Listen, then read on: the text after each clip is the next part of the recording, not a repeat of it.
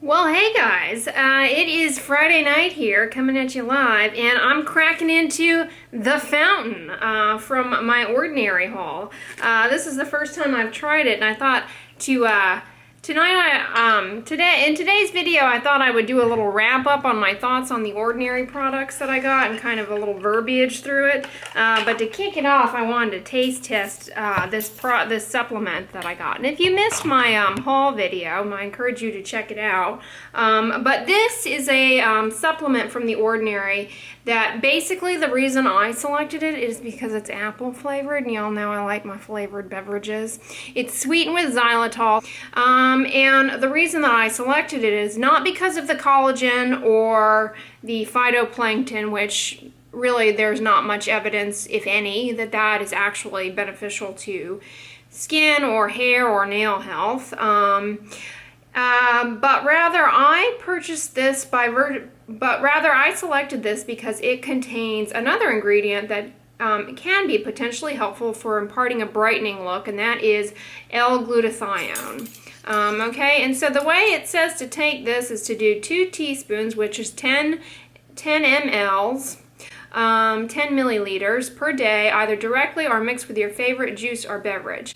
And I just opened it up. It smells like candy or something.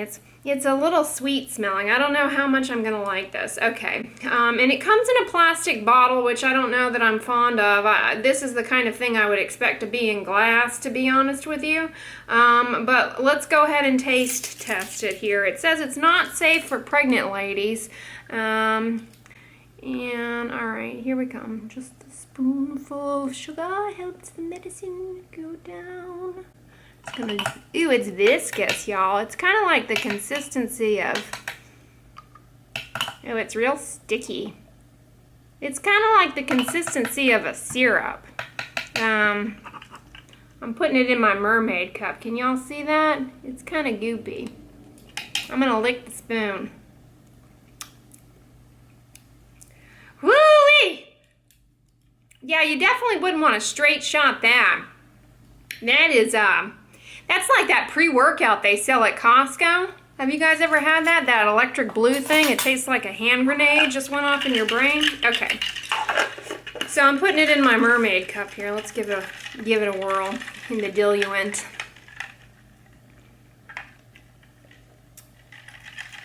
All right. I think this might be nice in a little seltzer water. So yeah. One of the first products is this natural moisturizing with HA. I actually did not care for this. As I mentioned several times, I found it very occlusive and not something that I felt comfortable putting on the face. And it just really didn't give the kind of moisturizing factor that I would expect. It has pre-ceramides in it, which I don't understand why they wouldn't just put actual ceramides. Ceramides are the most abundant lipid in the top layer of our skin and are important in maintaining the skin barrier. And, you know, with wisdom/age and certain conditions like eczema or tendency towards dry, irritated skin, ceramides can become deficient. And replacing them in a moisturizer is actually very, very helpful. So I was disappointed that this doesn't have actual just plain ceramides in the product. It has these pre-ceramides, which, you know, I guess potentially could be helpful. You know, I think what would attract someone to this product is the fact that it's got a variety of, it's got linoleic acid in it and oleic acid, a variety of sort of plant oils and fatty acids, which in some small, uncontrolled studies have been shown to be helpful in people with eczema-prone skin for kind of dry skin. So I think that was the logic behind the Ordinary selecting those for this product. I just don't think it's good for the face. These ingredients aren't really something that I would think would be helpful for the face, other than the hyaluronic acid, which really just didn't shine through as far as this moisturizer, as far as a moisturizer in my mind. I thought, you know, I find that my Differin moisturizer and my Neutrogena oil-free moisturizer that I typically use are far, far superior to this. And this is a very small bottle, okay? So it's not going to get you very far. This product was in US dollars was $6.80, which is not too expensive for 30 mLs. But again, I don't think it's going to go very far, and it just doesn't work particularly well on the face. So that was my thought on that. All right, and then as far as the azelaic acid product, the azelaic acid suspension 10%, which azelaic acid is a dicarboxylic acid that is anti-inflammatory and is helpful for both rosacea, for acne, and for dark spots, because it inhibits some of the biology of how pigment is made and processes that lead to discoloration, okay? And I was really enthusiastic about trying this because azelaic acid is the ingredient found in the prescription drug Finacea, as its brand name is here in the United States, for these skin conditions that I just mentioned here, acne, rosacea, and melasma. It's either Finacea or Azelaic. Comes in a 20% and a 15% strength in those prescription drugs that are regulated by the FDA and have to demonstrate efficacy and safety in a controlled manner. And those products used twice a day show benefit. However, that drug, that FDA-regulated drug, at least here in the United States, let's just find out how much it costs, okay? Like out of pocket, like say your insurance rejects it here in the U.S. And you want to get a prescription for it. For a 50-gram tube, now for basically the same equivalent tube, a 15% gel of Finacea gel. Take a pause a moment. Here in the U.S., do you guys know about this site, GoodRx? It's fantastic. If you have a prescription that your insurance has decided not to pay for, or that you have a copay for, what you can do is you put in your zip code into this site and the name of the drug, and it will pull up all the pharmacies in your area and how much they're charging you for it in each pharmacy, because every pharmacy has a different pricing, okay? And additionally, it provides coupons as well. So for example, a 50-gram tube of 15% Finacea gel here in my neighborhood in Texas at Walmart is $313.29. At Target, it's $312.63. Who's got the best deal? Looks like Walmart has the best deal.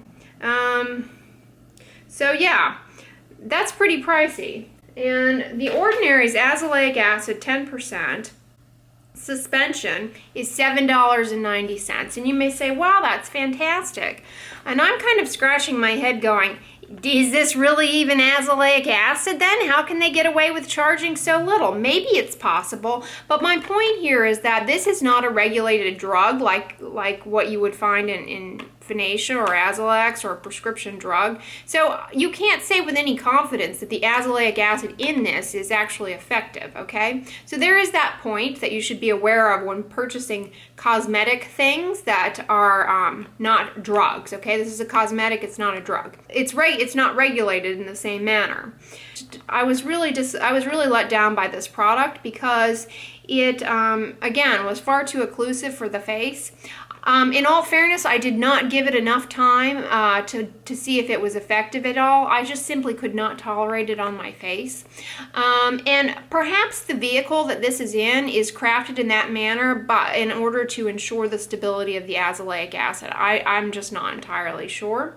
But I found it was too difficult to tolerate on my face. However, I think this would be excellent on the backs of the hands if you have, if you're trying to brighten the backs of your hands where you get a lot of sun-related dark spots. I think this cream there, that's really where it would shine. I did not try it out in that manner. So $7.90. As a comparator, the other azelaic acid that I have tried is the Glytone Brightening Complex. This is the other non-drug cosmetic azelaic acid, Glytone, in the Enhanced Brightening Complex. And this was completely useless in my mind. The glycolic acid component of this was too drying, too irritating. I mean, when I used this product, I had these little fine wrinkles under my eyes because it just desiccated the stink out of my face. I did not care for this at all, and I used this actually quite consistently in an effort to get it to work. I actually gave this a better effort and used it for maybe a couple of weeks, and I just couldn't stand this either. I would say that tolerability wise, I like this one, the Ordinary's, better. The Ordinary's, as I said, is $7.90, and this Glytone thingamajiggy is $70, so there's that. Yeah, so I like the Ordinary's better. I think it's in a far better vehicle, even though it's too occlusive for the face. At least it's not irritating, so I like that about it.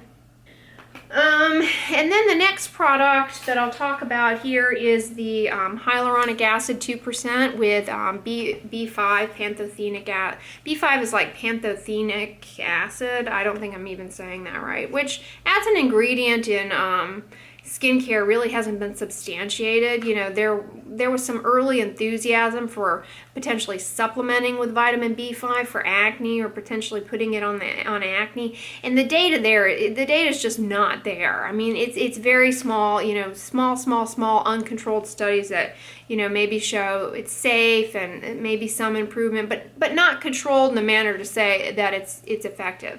But, you know, it doesn't appear to be harmful as a take-home point when applied to the skin. Okay, so I appreciate that the Ordinary put that in there.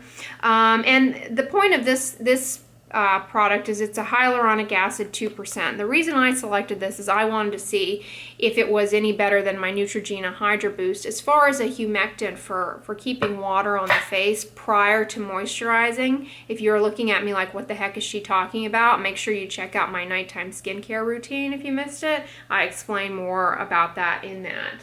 But yeah, I was really disappointed. I was most disappointed with this. Too watery, not the same as the Hydra Boost. Okay, the Hydra Boost, it runs about $20 here in the US. If you've got a coupon, you can usually, you know, sometimes get it for $18. It obviously goes on sale. But this product from the Ordinary is $6.80. I don't think that this would last you as long as this. This is so much this is a lot more water content, and I think you just burn through this and it's just not effective. So while this is more expensive, this is, in my mind, more effective. Okay, I haven't tried others in this. I haven't tried other drugstore. I haven't tried any of the other drugstore hyaluronic acids or any of the Korean ones. Stay tuned. I know you guys want me to try those, and I will be.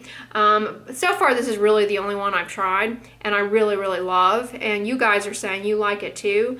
This one is fragrance-free, great for acne-prone skin, and that it won't clog pores. I mean, it's pretty inert. It's basically just the hyaluronic acid.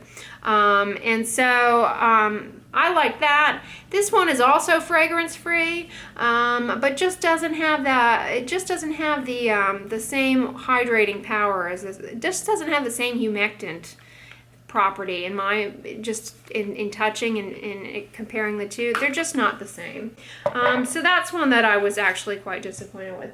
The one that I'm most enthusiastic about and really liked and will continue to use is the alpha arbutin 2% hyaluronic acid. I will continue to give that a try here and there. I mean, I'm not particularly motivated to use these things because, as I say, I really like simplicity, and I'm perfectly happy with my skin and my skincare routine. So, you know, this is one that I think is worthwhile, is what I'm saying. Will I continue to use it on myself? Probably not, simply because I'm a minimalist when it comes to skincare, and, you know, I don't really see a need for this in my life, to be honest with you.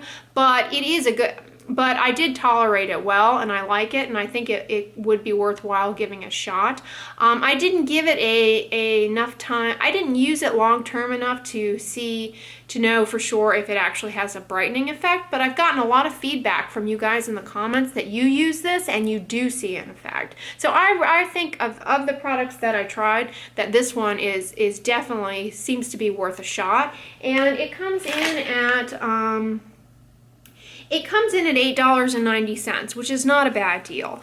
So, you know, bottom line, overall, I really, really like The Ordinary. I really applaud them. I love that it's affordable. It's super, super clear cut. I mean, it's really not a whole lot of smoke and mirrors in terms of what they have on the labeling. I mean, and it's actual ingredients where, you know, for the most part, the ingredients have evidence to support their utility and potentially helping, okay?